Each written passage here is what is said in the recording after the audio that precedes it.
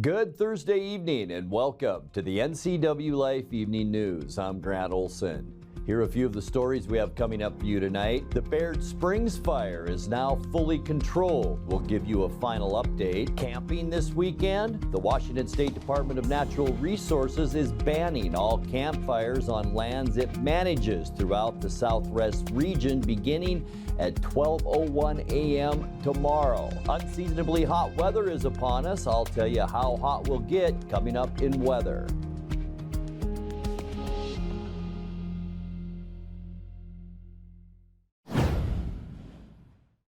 A fire in a downtown Wenatchee restaurant today sent flames and smoke billowing from a chimney of the establishment. The fire at Rail Station Ale House on North Columbia Avenue was reported about 1:30 p.m. The Wenatchee Valley Fire Department responded with a ladder truck and soon had the worst of the fire knocked down. No word yet on the cause of that blaze or the extent of any damage to the structure. 6 cars were damaged after a vehicle fire spread to 5 others at the Stewart and Kolchuk Lakes trailhead yesterday morning. The call came in about 10 a.m. and Chelan County Emergency Management's Rich Magnuson said a hiker pulled into the parking lot when their car horn began going off, and when the driver popped the hood of the vehicle, smoke and flames came out from under the hood. The fire spread to the 5 other cars and to a 40 by 40 yard area that Magnuson said was still green and wet and no wildfires were caused. Chelan County Fire District 3 was able to get the fire out in about an hour. There were no injuries, but 5 of the 6 cars were total losses, with the 6th having paint and plastic damage from the heat but could still be driven away. Firefighters monitoring the Baird Springs fire in northwest Grant County demobilized today, saying the major brush fire is fully controlled with no further threat of spread. Local fire agencies and the Type 3 management team reached 95% containment as of this morning. The fire, which erupted Monday near Baird Springs Road, was estimated at 2,300 acres and became the subject of a statewide mobilization. It also led to initial evacuations from Crescent Bar and nearby neighborhoods. A Chelan County judge on Wednesday says he's inclined to throw out a citation from the city of Wenatchee charging Grace City Church with violating its noise ordinance. The Sunny Slope Evangelical Church has been the subject of noise complaints from neighbors, and the city attorney's office filed a citation in March of 2022 that could cost the church about $500 if it's upheld. But District Court Judge John Volan agreed with the church's attorney, saying the paperwork on the citation was incomplete and Grace City appears not to have been notified within the legal time limit. Grace City pastors and witnesses came to court prepared to testify on the matter yesterday, but Volan instead continued the hearing to a future date. Well, I walked in the room just assuming we were just going to call our first witness and proceed with the hearing today.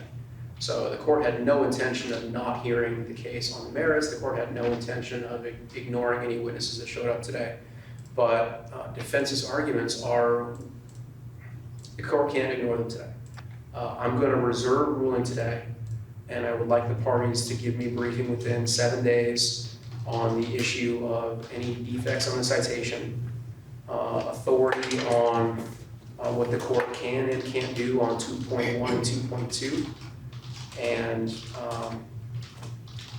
if there is a reason the court can do anything but to dismiss with prejudice today because of the lack of the citation containing what is required in 2.1b.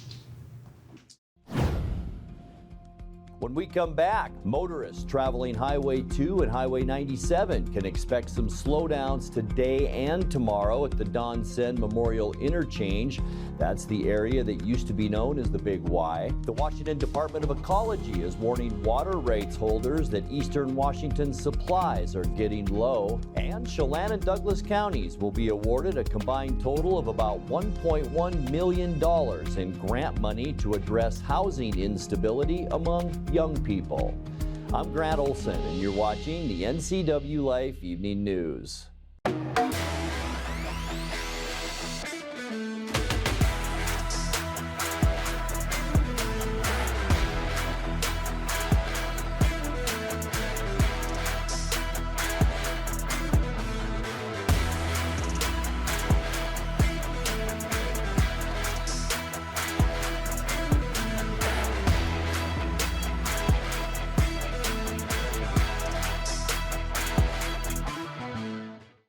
Bring the whole family up to Stormy Mountain Brewing and local public house in historic downtown Chelan.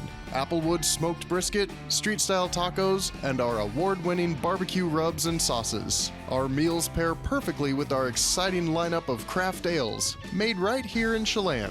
We've got room for big groups, or give us a call for catering. So grab the kids and check out the fun at Stormy Mountain Brewing and local public house located in the heart of Chelan.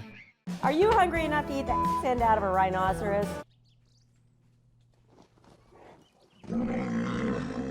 I know how you feel. Come on out to Blueberry Hills. You'll have a great time. We've got excellent food, a feet on the furniture kind of experience, and we won't hustle you out of your table. If you want a real farm experience, make the trek to Manson to Blueberry Hills, where you sit, you pick, you eat, and you visit. So come on out and see what all the fuss is about. Blueberry Hills in Manson. It's where the world is coming to. The Washington State Department of Natural Resources is banning all campfires on lands it manages throughout its southwest region beginning at 12:01 a.m. Friday. The campfire restrictions comes as fire dangers have reached extreme levels in the lower Columbia Basin and are very high across the rest of the 12-county region. Popular destinations in the Teanaway Community Forest near Cleellum and the Autumnum State Forest west of Yakima are also included. Visitors to DNR managed land may still use propane or butane camp stoves and backpacking stoves while recreating.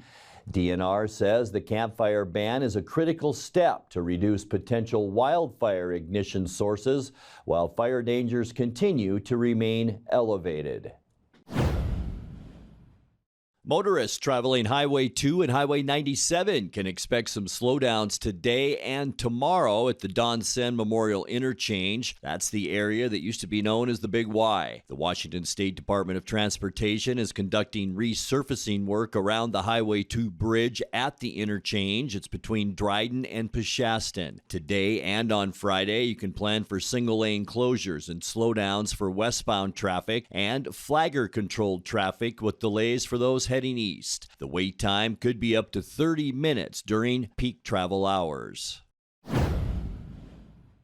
The Washington Department of Ecology is warning water rights holders that eastern Washington supplies are getting low. The agency has issued curtailment notices for users on the Eniat, Methow, and Wenatchee rivers, as well as other waterways east of the Cascades. Curtailments mean some water rights holders must cease drawing water from those rivers in favor of senior rights holders such as orchardists. The strategy protects fish populations as well as agricultural interests. About half of Chelan and Kittitas counties are currently listed in moderate drought conditions. Chelan and Douglas counties will be awarded a combined total of about $1.1 million in grant money to address housing instability among young people. The Office of Homeless Youth at the Washington State Department of Commerce worked with 60 young people who have experienced homelessness to evaluate applications for funding. It's the second year the office consulted the young experts, and now more than $40 million was granted to support a wide range of housing interventions for people ages 12 through 24. Hope Source received funding in both Chelan and Douglas counties for transitional housing and support services, and the Chelan-Douglas Community Action Council received about $218,000 for rapid rehousing. The Chelan County Juvenile Center was also awarded a 2-year, $527,000 award.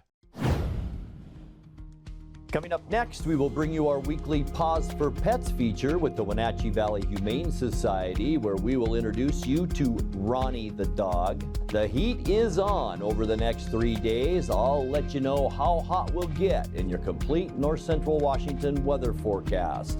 That and much more still to come tonight. Please stay with us.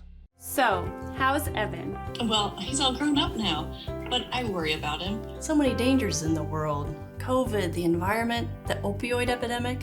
Yeah, I hear opioid misuse is on the rise. I don't even know how to start a conversation with him. This might help. Get the facts, rx.com. There's a whole section on how to talk about opioids with your family. Offer support, not judgment. Cool. Talk to your family about the dangers of opioids. Visit getthefactsrx.com. Dear Mary Maids, just got home from a trade show and I didn't have time to pick up the house. Kids made chili. Jeff did a mud run. Oh, and Winston shredded Teddy's bed. Again, please clean it the best you can. Oh, except for the statue Max made for me. Thanks, Abby. Hi, Abby. Clean kitchen, clean bath, clean floor, naughty cat, poor Teddy. The statue is precious. You should keep it forever. See you next time, Mary Maids. At D.A. Davidson in Wenatchee, they believe your investment success begins with a personalized plan. A plan that is the roadmap you need to navigate your way to living your best years in retirement. D.A. Davidson can help you create a plan so you can take the time to enjoy the finer things in life. Let the financial advisors at D.A. Davidson help chart your retirement future today. Time now for our weekly Pause for Pets feature from the Wenatchee Valley Humane Society. Tonight, we meet a dog named Ronnie.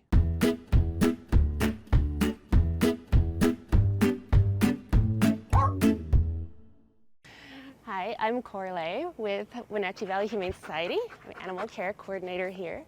And this big boy is Ronnie. Ronnie's our 3-year-old Alaskan Malamute mix. And he's the life of the party. He's in playgroup for a lot of the day because he gets along so good with all of our dogs. We actually joke sometimes when he's coming in through the gate that he's wearing a little crop top and high-fiving all the other dogs when he comes in. Hey, bro dog, what's up? I'm Ronnie, I'm here. That's our guy, kind of in a nutshell. Super friendly and lovey, and we think he'd get along great with kids because he's just so sweet. He does take a little, well, maybe like a minute of warming up for meeting new people, but after that, he's your best friend. He also loves going on walks and just really loves doing whatever you're doing. He loves his stuffed animals. And he likes fetch and relaxing next to his people. So if you would like to come meet Ronnie, come down to Humane Society here anytime between 11 and 6, Thursday through Tuesday. Give them a call at 509-662-9577 or visit their website at wenatcheehumane.org. Time now for a check of your north central Washington weather forecast. Hope you had a great Thursday, and boy, you could feel it warming up out there just a little bit. We did get to about 89 yesterday, very similar today. Lots of blue skies as we look back at Turtle Rock from our Rondo Sky-Fi camera, and that's provided by Localtel. What a great day to be on the Columbia River today. As I mentioned, those temperatures in the upper 80s to near 90. I hope you enjoyed that today because we are really going up temperature-wise as we get you into tomorrow and especially into the upcoming weekend. Yeah, Wenatchee, we will see at least 95 degrees as we get in, or 98 degrees on Saturday, 95 on Friday rather, and then on Sunday 97. You know what? That's been upgraded a little bit. I think we're going to be near 100 degrees both Saturday and Sunday, and then a big cool down both Monday and Tuesday. High temperatures by then with some windy conditions in the mid-80s. We'll get to all that in a second, but today we did reach 90 degrees unofficially at Pangbourne Airport. It's a couple clicks above where we should be at 88 for this time of year. Our record high, 105, going back to 1961. 64 this morning, also 2 degrees above our normal low of 62. Our record low, 50 degrees, and that was set in 1981. This morning, our sun came up at 5:17 and sets tonight at 8:15. 55. All right, let's take a peek at those Friday temperatures. As I mentioned, we are warming up definitely beginning tomorrow. 95s for Moses Lake, Ephrata, Quincy, Wenatchee. We should see 95 tomorrow. 94 in Entiat, 95 for Chelan. Omak, you'll be the warm spot tomorrow at 96. And even Leavenworth tomorrow, it's going to be hot with a high temperature of 93. Tonight, we can expect mostly clear skies. It will be a bit breezy. It seems the wind comes up almost every night. But here's our ridge up and around, and it's blocking off that area of low pressure that's trying to move in. So clear skies tonight. For Friday, as we mentioned, the heat is on. Sunny and hot tomorrow. High temperatures all around with all of these clear skies in the mid-90s in all of the western U.S. and, of course, the southern U.S. seeing that heat. We're all going to feel it the next 3 days. For Saturday, sunny and just downright hot. We are going to see high temperatures near 100 degrees as that high continues to bring all the warmth our way. Sunday, unseasonably hot weather continues. We will see highs again near 100. Could get a little bit breezy by Sunday evening and maybe some high clouds out there, but look at the reds all over eastern Washington. And then Monday, some changes. Low pressure here to our east. We'll see that big ridge still stay in place, and we are going to have a lot of wind on Monday. Much cooler too. High temperatures on Monday only in the mid-80s. We're going to even see some 60s and 70s in the Cascades on Monday. For Tuesday, going to stay with maybe a little bit of breezy conditions. Lots of clear skies around. High temperatures at the for Tuesday, I should say, into those mid-80s. And then, yeah, this area of high pressure begins to move some more warm air our direction. We will begin another major warm-up on Wednesday with high temperatures near 90. And it looks like, folks, as we get into the next weekend, we're talking triple digits once again. Let's take a look at that 7-day forecast. 63 overnight tonight, 95 sunny and hot for Friday. 66 our overnight low temperatures, but these are our two really hot days. I wouldn't be surprised at all if we reach 100, especially on Saturday. Upper 90s on Sunday. Remember, a little bit of wind coming up Sunday night. And then we're going to see lots of wind as our weather changes briefly on Monday. High temperature of 84 expected. Sunny and breezy on Tuesday with 85, and then back to the hot weather by midweek Wednesday. Sunny with the high then of 90 degrees. And that's a look at your North Central Washington weather forecast. Coming up next, tonight's sports report with Eric Granstrom and more as the NCWLIFE Evening News continues right after this. Castle Rock International is the Northwest premier real estate agency for large acreage properties, farms and ranch land, lodging and resorts, and other distinctive commercial real estate. Professional, knowledgeable, and discreet, Castle Rock International has the listings and the buyers you have been looking for. Contact John McNamara at Castle Rock International today, or visit their website for more information on this award-winning company. I chose a career at Confluence Health because I wanted to help people, and I knew there would be opportunities for growth. I started as a medical assistant, but quickly advanced in my career. I received 5 promotions in only 7 years, 3 of those in management roles. Most organizations don't offer that type of growth. Now, as a career pathway coordinator, I let everyone know. Come join Confluence Health. Come grow with us.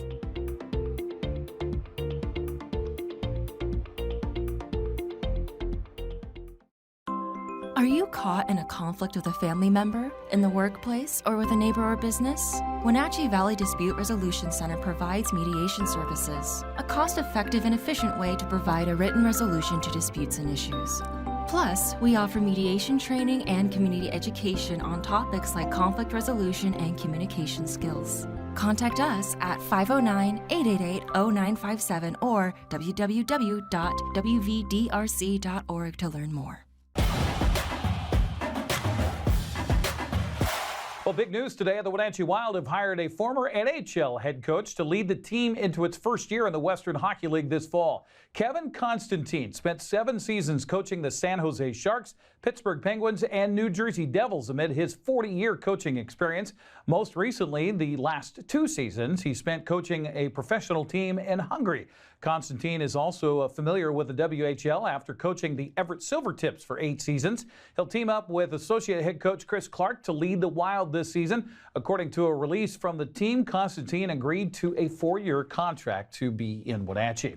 Well, the Wenatchee Apple Sox have now won 5 straight after a 5-2 win in Nanaimo last night. Center fielder Josh Williams led the way for the Sox with not 1 but 2 home runs on the night. We get more on the Wenatchee victory from the voice of the Apple Sox, Joel Norman. The Wenatchee Apple Sox picked up a 5-2 victory on Wednesday night at Sir Roxman Stadium to pick up their 9th series victory of the 2023 season.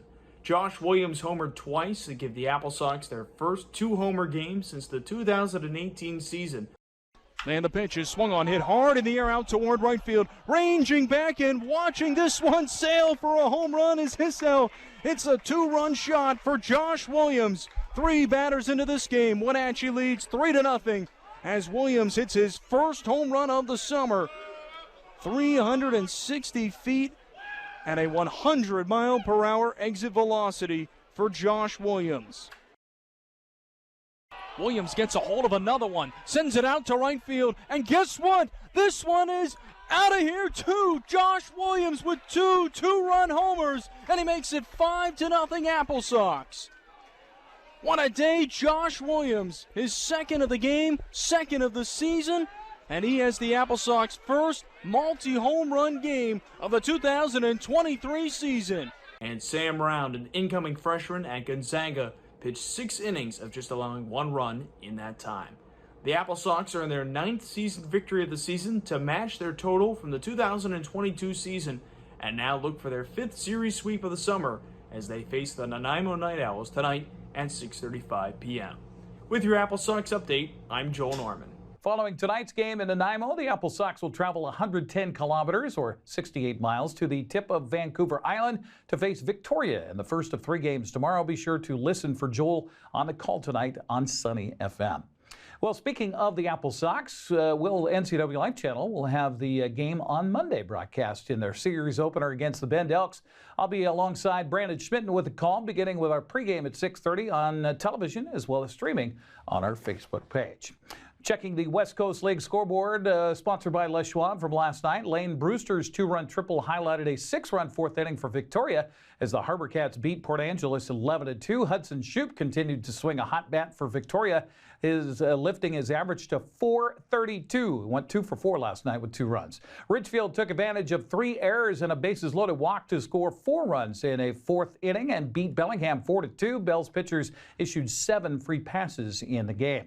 Bennett Frieder's sacrifice fly scored Phoenix Sumé with the winning run in the bottom of the 10th as Kamloops walked off against Edmonton 5-4. Corvallis walked off against Springfield in 10 innings as Tate Shimaos drove in Phoenix Call with the winning run in the RBI single. 3-2 the final score in that one. Eli Kennel continues to have a good week for Cowlitz. The second baseman was 2 for 4 with 2 runs and 2 RBI last night to lead the Black Bears over Bend 9-2. While 3s were wild for Cowlitz a couple of nights ago, they were wild for the Pickles last night as Portland beat Walla Walla 15-10. Jackson Jaha, Jack Mechko, and Evan Cloyd each had 3 RBIs on the night. Sweets continue to search for their first win in the second half of the season. Joey Harmon and the Yakima Valley pitching staff held Northwest Star Academy to a 5-hit shutout as the Pippins won the non-leaguer last night 3-0. Let's check the first half standings again. Wenatchee is a half game in front of Victoria in the North Division of the second half standings. Nanaimo is a game back in 3rd place, while Kelowna is a game and a half back in 4th. Ridgefield and Cowlitz are both 6-3 and atop the South Division standings. Portland is a half game back at 4-2, while Corvallis and Bend are each a game and a half back at 3-3. It's going to be a hot and loud night at Wenatchee Valley Super Oval coming up this weekend. Thunder in the Valley is back and will be one of the biggest open-wheeled events in the Northwest. This is a Sprint Car Pavement Crown Series event for the Speed Tour Sprint Cars with $3,500 to win, plus the biggest Rockstar Energy B-Mod race of the year with $2,000 to win. They'll be joined by the Northwest Focus Midgets in their Summer Triple Crown event and the West Coast Vintage Racers. Practice will be held tomorrow starting at 4:30 with a kickoff party to follow at Clearwater Steakhouse. Gates open Saturday at 4:30, racing at 6. Go to WVSO.com for more information on and to get your tickets. Kenneth Walker III had a breakthrough rookie campaign at running back for Seattle last season. The second-round draft pick rushed for over 1,000 yards, had 9 touchdowns. He more than proved to be an injury replacement starter for Rashad Penny. Now, while the Seahawks are still a couple of weeks away from the start of training camp, this is the time players take a break away from the field to pursue personal interests. For Walker, it's picking up tips from a veteran in the field of photography. I've always liked photography. I like art, photography, whatever. But I just now got like a camera, like it's probably like 3 months now. Yeah. Ken Walker has picked up a new way to see the world as a way of seeking art off the field. All right, right now we're on the way to Middle Fork to go take pictures, obviously. This is my Canon R6. I got it like 2 or 3 months ago when I started off photography. This is the 24-105 lens, and this is the 7200 lens. I usually take this for like further shots, and I take this one for like wider shots. I mean, I guess that's what I do. So I got a camera, and then I met this guy named Connor Mack. That's who's helping me with photography now. I met him at the NFL Honors, and yeah, I've been shooting a lot of landscape, and I've been trying to learn how to edit and all that. But this week I'm actually going to Utah, Salt Lake City. We're gonna go and shoot at the Salt Flats. I didn't know what it was until he sent it to me, but it's pretty. My favorite photo, it was out there. I can't remember. I probably got 2 favorites from that whole trip. But that trip was long. Like this, I just felt like the mountain was cool. And Sparking to photography is made even easier when you have experts riding in the front seat. We see. Rod, we want your official grade of this photo. I'm Rod Marr, Seahawks team photographer. I have been team photographer for Pete +1, so you do the math. Oh yeah, that's beautiful. Okay, of course you just said. No. Here's why. Because you have foreground and you have background, and whenever you can put something into the foreground of a landscape photo, especially, it gives it some depth, right?